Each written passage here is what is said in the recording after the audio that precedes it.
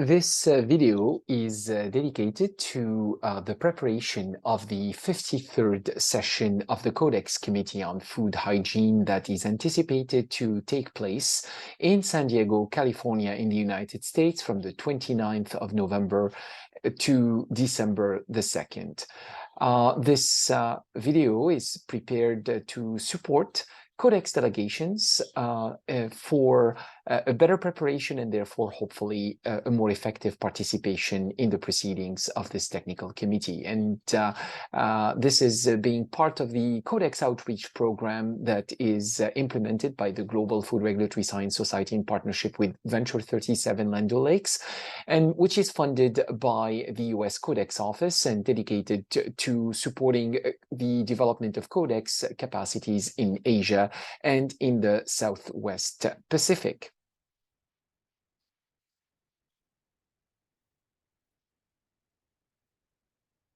Now, we will be reviewing the following specific items as part of our review of the agenda items. We will focus on agenda item 6 related to the proposed draft guidelines for the safe use and reuse of water in food production and processing, which will be examined by the committee at step 4.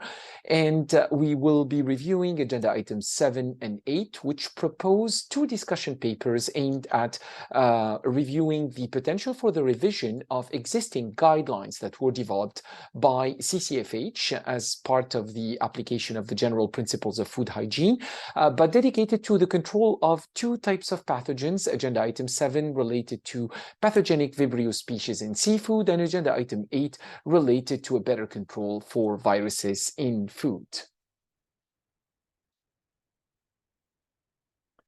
Now, if we start with agenda item 6, now this agenda item is related to the proposed guidelines for the safe use and reuse of water in food production and processing, and it will be examined by the committee at step 4. Water, as we know, is a very important commodity in the preparation of food, and again, particularly potable water is a limited resource in the world. And the development of a codex guidance as presented will be of great need. In particular, the application of a risk-based approach for having access to safe use and reuse of water would be very much welcome to allow an efficient use of this valuable resource that is water.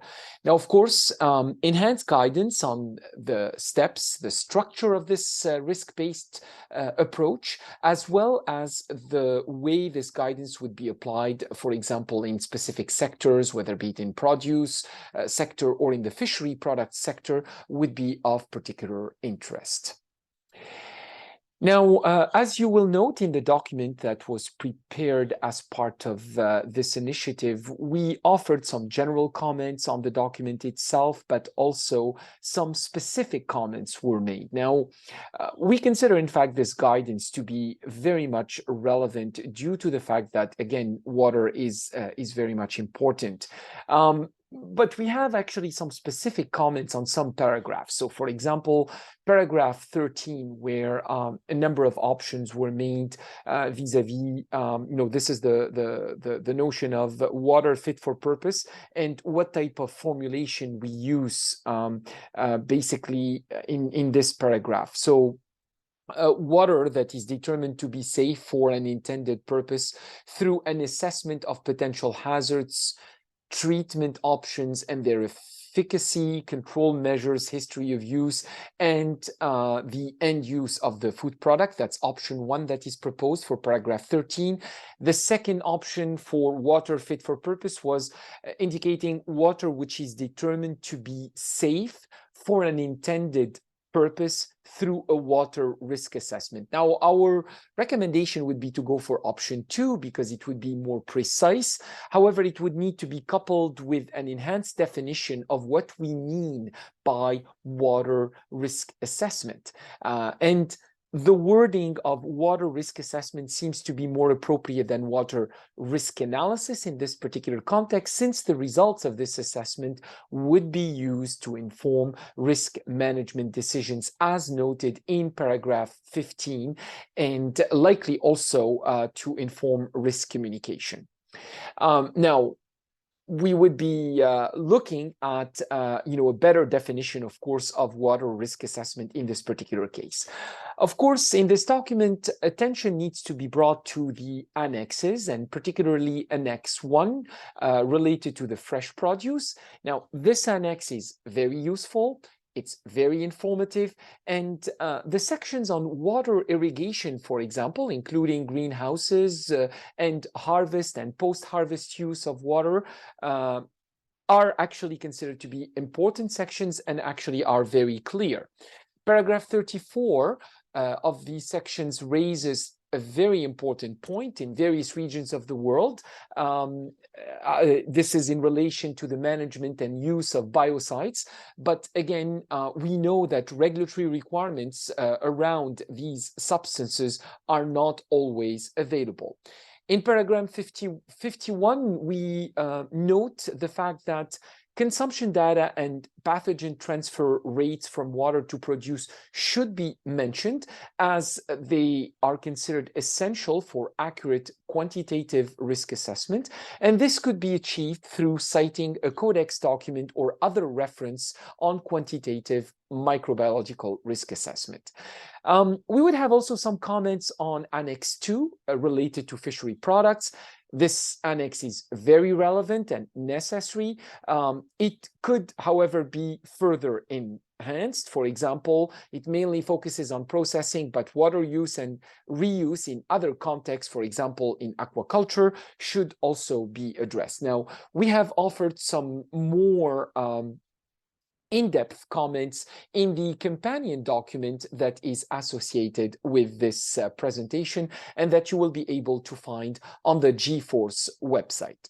Now, our recommendation in this particular case that this particular document, while it has benefited from a significant level of input, and it will most likely continue to benefit from such input during the physical meeting of CCFH53, but it would not be ready at this point probably to move to step 5. So unless such discussions happen very thoroughly and advance in finalizing most of the comments related to this document, it would be considered advisable to keep this document at step 4, or potentially to recirculate it at step 3 for further examination at step 4 at the upcoming session of CCFH. The following agenda item that is worth mentioning is the one related to agenda item 7, which is a discussion paper on the revision of the guidelines on the application of the general principles of food hygiene to the control of pathogenic Vibrio species in seafood. Japan and New Zealand prepared this discussion paper, and the intent is really to take into account the most recently made available scientific advice that was provided, particularly through the GEMRA meeting number 35, and which published its deliberations in 2021.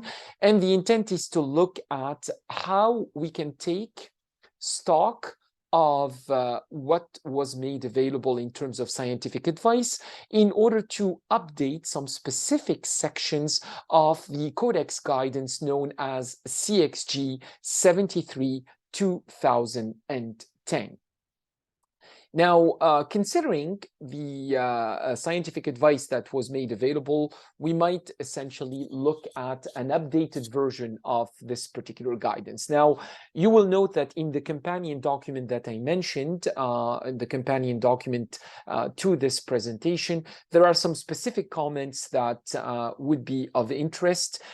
Now, For scientific accuracy and to better inform risk managers, it will be important to update the Guidance 73/2010 to reflect the enhanced understanding, for example, of the dose-response relationship of different strains, meaning not only high numbers of viable cells can lead to an infection in this particular case. Also, with regards to control measures, we have made comments related to the fact that enhanced guidance on time, temperature parameters, both pre and post harvest, as noted in paragraph 10, paragraph 28, and section 5.2.1, as well as on the safe use and reuse of water, as noted in paragraph 25 and section 5.5, would be greatly appreciated. In the guidance. Enhanced guidance could also include specific considerations for farmed fish or for farmed seafood, which is a sector that has seen increased popularity in various parts of the world, and in particular in Asia and the Southwest Pacific. And it would be important to consider the addition of enhanced information on Vibrio cholera in CXG 73/2010, knowing that environmental conditions, particularly climate change, inadequate sanitation facilities and consumption habits, and insufficient control measures make the fact that this particular issue would be important to various parts of the world.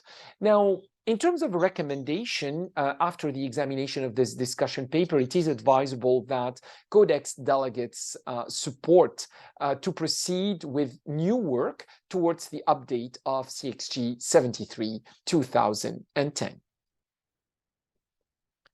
And finally, the last item that we would like to mention as part of this analysis is Agenda Item 8, which is about a discussion paper on the revision of the guidelines on the application of the general principles of food hygiene to the control of viruses in food. And this was discussion paper that was agreed to at CCFH 51, and the discussion paper was supported by the Netherlands, and this work aims at outlining and assessing new information on food viruses which may be considered in revising the existing guideline known as CXG 79/2012.